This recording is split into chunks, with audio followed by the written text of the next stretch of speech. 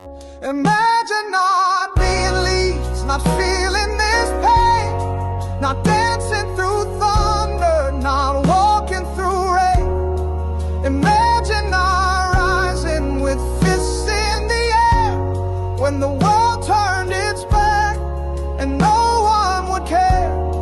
We've lived in the ashes, we've drowned in defeat, but still we stand proud on our battered old feet.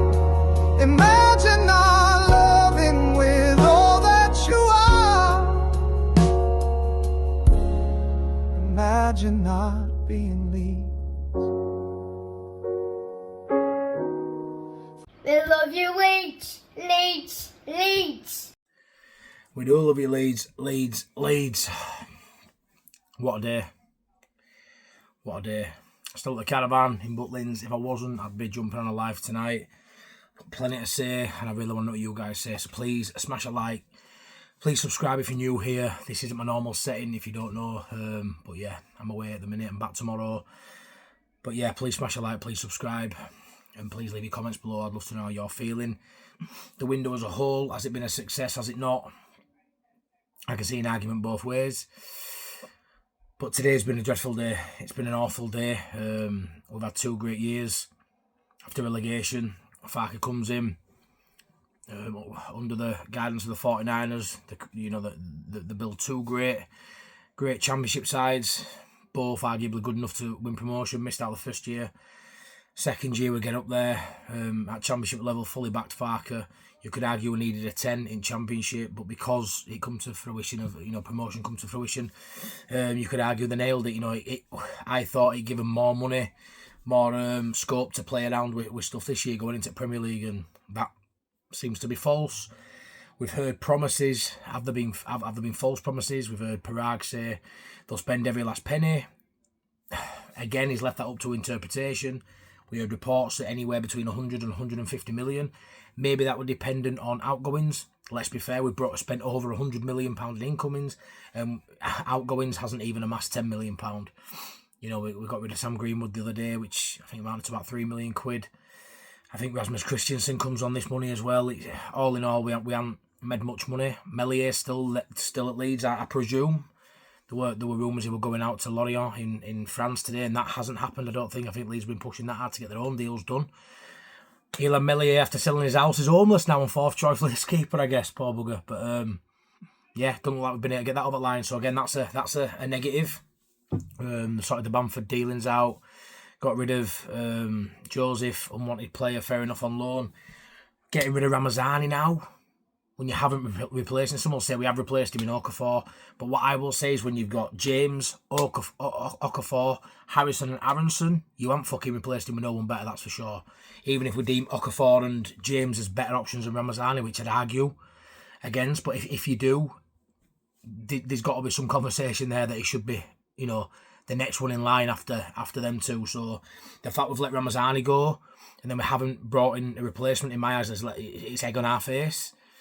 It's like I say, we've been promised to spend that much money, £100 million for a newly promoted side of yesteryears would be deemed they've spent, they've done well. I think in terms of quality, I think it's been spread very thinly as the money. £100 million on 10 players. It's on average £10 million a player or thereabouts, but would you, £100 million spent on maybe 5 players? That quality's stepping up. Yeah, the quantitative maybe not there, the depth, but it's all right having depth if the people to step in aren't good enough. I'm not saying that's the case with Leeds United.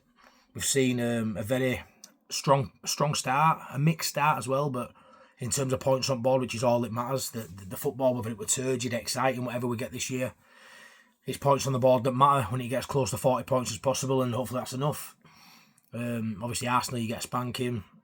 Wednesday, we lick his wounds and we go again, but 4 points out of 9. I'd argue that, even a Sunderland who's got 6 out of 9 who had a really positive start in terms of results, but they had 3 easier games, a West Ham, a Brentford and a Burnley. They've got 6 points, decent. I'd argue that maybe they wouldn't have even got 4 points from the 3 games we've had. Really tough fixtures, so we've done well. And if we can sort of follow that blueprint and get 4 points every 3 games, we'll be fine. But it's going to be difficult. The thing what really worries me is Farke actually said after the last game, he's ideally wanting 2 because he gets pressed on what he wants. The press ask him, the journalists ask him, and paraphrasing here, but he mentioned he wants 2 more. And if they don't get done, it will be difficult to survive. That's come from the manager's mouth. So whether you as a fan look at the side and think we've got enough. I know my mate Priestley, Happy Clapper FC, he thinks we've got enough and we'll be okay. I think we can be okay. I hope we'll be okay. If you ask me now, are we going to get relegated? I will say no, we'll stay up. I was looking at the window early doors thinking we're getting the numbers in quick. We got Biol in, Metcher in. We had some deals done very quickly. And I was thinking, we've got 5, 6, 7 players in. There's still 5, 6 weeks left. We'll be fine. And obviously that's not come to fruition. It's slowed right down. After Stack, next thing, Pajau, and you're thinking, wow. And then after Pajau, it's just sort of flatlined. We got Okafor, yeah, we did. But I think since the Pajau deal, that was sort of the deal that sort of crashed our window for me. And we haven't been able to get anywhere close to that in terms of quality. The worry for me is we've brought a lot of players who have injury concerns and have had injuries in their career. And, recently... it's been recent as well. That last season, Metcher were out. Okafor's had a lot recently. So you DCL as well. Hasn't played much football at times for Everton. He's been out of injuries, some big injuries too. You're gambling on some of these talented players. Yeah, granted, talented players and decent fees. Some free transfers in there. International players. Metcher Germany. DCL England. If they stay fit, there's every possibility that it's enough. There's every possibility that there's a decent signing. Look at Sam Byram, free transfer. Didn't have the injuries we expected him to have, and he become a vital member of the squad, and arguably was one of the best players of the last 2 years in terms of value for money. You can't argue with that. If we get something similar from these, this crop of players, then great. But it's a big ask to expect these players not to break down when they've got history of breaking down. So my biggest concern is not really the quality of player, but the availability of some of these players, because the best ability is availability, and no matter how talented Okafor is, no matter how good DCL's movement is, if they're not on the fucking pitch, then they may as well not be here. We've had that with Patrick Bamford. We've had a lot of good players at Leeds United. Remember Phillips were here. We've had Ampadu last season. We've had a lot of good players. When they're out injured, they're no good to you. So we're praying and hoping that the players we brought in will stay fit. And I just feel like it's giving Daniel Farke a bit of an out as well now. They promised him more. I think promised him more than they've given him. We know for a fact Farke has addressed the press recently a few times and said he needs more. We know he's wanted number 10 for a long time. Is he now playing a 4-3-3 because it's the way to survive? Be strong, be physical, be compact in middle of pitch, don't let him run through you, keep it tight, maybe. Or is it because there's a lack of a 10? The only 10 we've got in the club currently is Brendan Aronson, and we didn't rate him in the Championship, or a lot of us didn't rate him in the Championship. Is he going to do anything near that in terms of in the Premier League? You'd have to say not, and Farke's probably seen that, identified that, has requested, I would assume, a 10. You can see that clearly with the links we've been getting recently. There's been numerous links, but obviously as the window's been coming to close, Buendia's come back up, Yehema's come back up. Today Harry Wilson's come in, which has come out of nowhere, totally left field. It's felt like we've needed a striker, a right winger, and a 10 for the last probably week. It's that right winger's come in, especially with Dan James's form being a little bit off it. You look at that and go, they're the 3 we need. Maybe we'll get 2, and obviously then it ends up being combined that one right. We're not getting a striker. Maybe we can combine that 10 and right wing into one position where one player can do both. And then wake up this morning, Harry Wilson's the man out of nowhere, and it came as a bit of a shock. Don't get me wrong. I loved Harry Wilson, a couple of years ago when Bielsa were after him and stuff like that. I thought as a player, great player. He's had a decent career, played for Liverpool, been at Fulham, still gets game time at Fulham. Decent set-piece taker, which was the main reason I sort of pricked my ears up a little bit and thought, well, if he's on pitch and you get him on dead balls and you get a stacking box, it's great. But would Wilson, because obviously it didn't happen, but would Harry Wilson have been that needle mover that we were promised? We were going for stretch targets. which means you're not likely to get them all. Pajau and Backward, there's been a few we've been linked with, especially on wing. But this player for me, Harry Wilson, felt very much like what we've got currently in terms of quality. He's a good player, a good Premier League player. You know, maybe on Dan James's level, maybe on Okafor's level, maybe on Harrison's level, maybe a little bit better, you know, potentially. But he isn't that next bracket up, I wouldn't say. But that showed the desperation that we've created as a club. The 49ers have created. Today felt like hysteria. It felt online. It's been so negative. People, you know, expecting more, demanding more, and you only demand more and expect more because you've been told you're getting more. We've been told that they're going to spend every last penny. And I didn't think we were close to that yet. When you put in 35, 40 million down for Pajau, when you link with Backward, when we constantly link with Muniz, and we know it's going to be 40, potentially 50 million. Not saying Leeds were ever going to go to that, but it felt once upon a time, not too long ago, a few weeks ago, that Muniz was on the cards for that sort of money. And then we end up getting DCL on a free. You know, 2 strikers through the door, both free transfers. Like I said earlier, if they're both staying, you know, injury free, and you get a bit of form, that's 2 international level players we've got for note. There could end up being an absolute masterstroke of a signing for Underwood, 49ers and Farke. But it's a gamble right fucking now. As a window closes today, 7 o'clock, we're waiting on deal sheets. We find out an hour later, we ain't got note coming through the door. We either go what we've got now or you're looking at free market, you know, to bring in someone who's a free agent, which he still can do. But that, again, will Leeds look at that? We did with Gillavogi. Will we do it again? Probably not. It's just not a nice feeling that we've left ourselves short down to, I would say, negligence. You know, there's been a couple of deals in there, like I said earlier, the Pajau, where we really attempted, we really went for it, and that's fair enough. We really did go for that, and you wanted that next level of player up. But for me, a Gus Hamer, a Wilson that we've been scratching around these last, you know, moments to try and sign, they've been... You can't tell me they haven't been doable for the last few months. You know, Hamer's been on the cards for the last couple of years now. I firmly believe Hamer could have got done if we'd have gone in there a few weeks ago and really, you know, slap that money down. We should have the money there. We should have the money for a Hamer. It came out a couple of days ago. We were close. He's been in talks with Leeds United, a £2 million loan fee with a 15 to 20 obligation to buy at the end of next season. That would have worked out for both parties. Wilson gets game time, but he's not a mainstay. He's not their needle mover, and Fulham are pushing up the league. They've done, you know, under Marco Silva. They are that next level of side now, above Leeds United. You know, they're not a relegation threatened side anymore, Fulham. They're an established Premier League side. Wilson probably isn't ready to go to that level for me. He's probably, a low-end Premier League player with quality in moments, and we're scratching around for him. Could we not have gone and slapped some money down for him? Could we not have gone and done that? We're not last year of contract. We've embarrassed ourselves today by offering a loan to a player that's out of contract at the end of the season. What the fuck are they not? Can they not read a document? He's out of contract at the end of the summer. At the end of the season, sorry, next summer, we'll offer him. We'll put a loan in for Harry Wilson and let him be at loan for Leeds United, then be a free agent at the end of the season. How are they ever going to accept that? So we wasted time doing that. Wasted, vital minutes, maybe an hour or so fucking around, trying to sort of loan out for a player that was always only going to leave for a fee.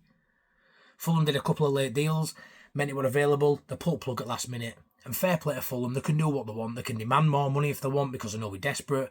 Whatever, they agreed to the deal, then they changed their minds. I don't really care. We put ourselves in this position. To be told by Fulham an hour after deadline, fuck off, you're not having him, is a failing of the board. The people from above Farke have failed him. So now it leaves the door open for Farke to turn around if it goes Pete Tong. Hopefully it doesn't. If it goes Pete Tong, and go, well, I wanted more players. And I can't argue with that.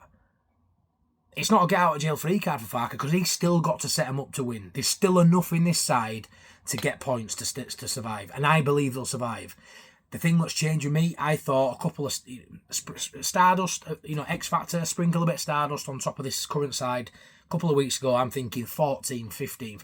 Now I'm thinking it's going to be a real scrap. Going to be a real scrap. There's every chance now Sunderland finish above Leeds because they've gone and smashed the window. Absolutely smashed it. Yeah, a lot of players will the gel. That's up to them to sort out. That's up to their manager. But their owners have given the manager every fucking tool Sunderland need to survive. And they had a lot more work to do than Leeds, granted.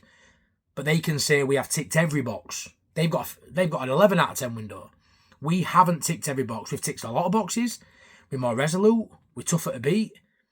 But we haven't ticked every box. And the most crucial part of the pitch He's putting the ball in the back of the net. And we're gambling on fitness of a couple of strikers. But they can't put the ball in the net without the creativity. And we don't have the creativity.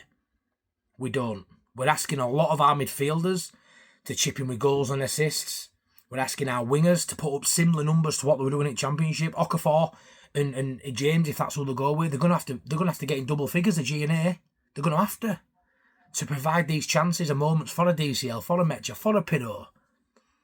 Is Pirro going to get anywhere near, 17 goals like in the Championship? No, I wouldn't have said so.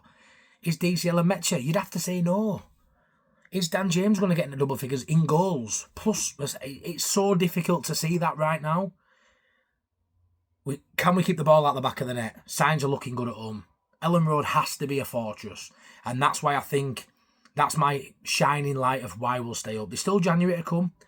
We'll look at it again, but Leeds never do business in January. And if we're doing well, they won't spend in January. There's every chance we'll spend well if we're struggling. And we don't want to be struggling. But top end at pitch, we are short. Gus Hamer, I really, really wanted Gus Hamer. Really, really. It's I want him, I don't. And then today, he was my number one target. He's the one I really wanted. Set pieces are massive. The fact that now we're going to have Stack, unless Okafor, when fully fit, is the guy.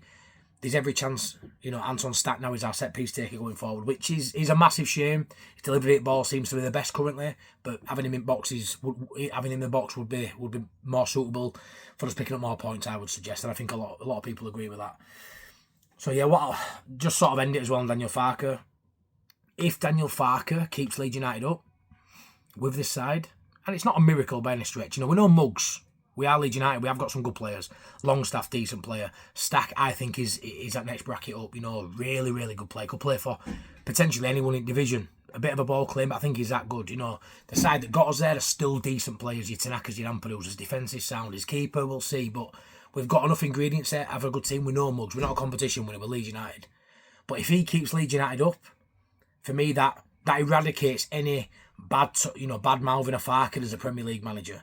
Because what he's done with Norwich, you can say he went down twice, he didn't adapt and all this, but he had limited players. He's been limited now in terms of getting the whole jigsaw piece together, all the jigsaw together. He's still missing a few pieces, but he still has a massive fighting chance, a puncher's chance with this side to stay in this division. I think the division's harder now than it was when Norwich were in it, but I think our side's three times better than what he had at Norwich. It's still a fantastic side, and he knows the players. And we have got some good players in this side. So if he keeps Leeds United up, I'd have to say it's down to his tactics. It's down to the group. It's the togetherness. And I think a tight-knit group, when their backs are against the wall and everyone's writing them off, that's not a bad place to be. Let everyone write us off. What we need to remember as fans, when we're in that stand, even online, we try our best to... We can be down-hearted when we lose. We can be down out today when we don't get no players, and as rivals are getting that's something people have got to look at. As rivals are buying players, and as fans, we've got to front it up. We've got to front it up. Sunderland fans, Wolves fans, everyone, social media messaging. Leeds are falling apart again every time we lose or concede a fucking goal. Today, I've got Sunderland fans messaging me saying, "Ooh, not too sure about you." This is what happens as a fan. You get the highs, you get the lows. It's about not getting too high when something goes well, not getting too low when things go bad. It's a negative day. It's a dark day for Leeds United fans in terms of bringing players in and looking at a squad going forward. But it's not the end of the world. We have a good enough side. We have a manager that will 100% be throwing everything into it to make sure he don't get relegated a third time. We have a lot riding on this, which is my biggest surprise. The 49ers may come out in the coming days and hours about PSR, and we can't do this for this reason, this for this reason. But you're seeing Sunderland smash us out of water, spending double what we've got. They've got a stadium expansion they wanted to do. So many great ideas. That shit doesn't happen in Championship. That only happens if we stay a Premier League side. So they've gambled a little bit. That's the issue for me. I'm surprised they've gambled with what's at stake. And this really is a 49ers issue, an Underwood issue. Underwood, inexperienced at this level. And this is a high-level Premier League transfer market. Leeds United's newly promoted side. We had to get an 8 or 9 out of 10 window. It had to be almost perfect. Like I said earlier, Sunderland have probably got an 11 out of 10. They've smashed it. Couldn't do no more. We're well shy of that. Some will say 5. Some will say... I'll probably go 6 out of 10. I were willing to survive by a couple of spots if we had a perfect window. We haven't really had that. So now it comes out of determination, pride in badge, us as fans getting behind him, and as one United, Leeds United, can we do enough to stay up? I believe we can, but it's going to be harder. It's going to be a lot fucking harder. So if Farke does this, props to Farke, because he's definitely been restrained in what he's wanted. It hasn't come to fruition. But yeah, a bit of a dark day. Gutted we failed to get any deals over the line. Please stick a like on the video. Please subscribe. Please leave your comments in below. Are you absolutely fuming, fucked off with the Hull, or are you very much of the side of we've got a decent base, we've got some good players there, if we all pull together, we'll be fine? Or are you worried? I'd love to know what side of the fence you're on, because I've seen a bit of a 50-50 split. Maybe a bit more than 50-50 in terms of negative today, because it's hard to see the positives. But there were no positives when we got beat by Sheff Wednesday midweek. And then all of a sudden, we get a draw against Newcastle, a Champions League side. So you're never too far away from your next win. Or positive, you're never too far away from maybe a negative. Just got to try and stay together, stay united and believe. And as pissed off as I am, and I definitely think we're missing some pieces, and yes, we could get relegated, but I don't want to live on that side of things. The club have fucked up a little bit and dropped the bollock, but let's keep believing. Let's keep the dream alive that we will maintain our Premier League status with the current squad we've got, and we will become an established Premier League side going into a new expansion of the stadium. That's how I want to believe right now. I'll judge them what happens on the pitch. 3 games in, 4 points. It's brilliant. Please, Leeds.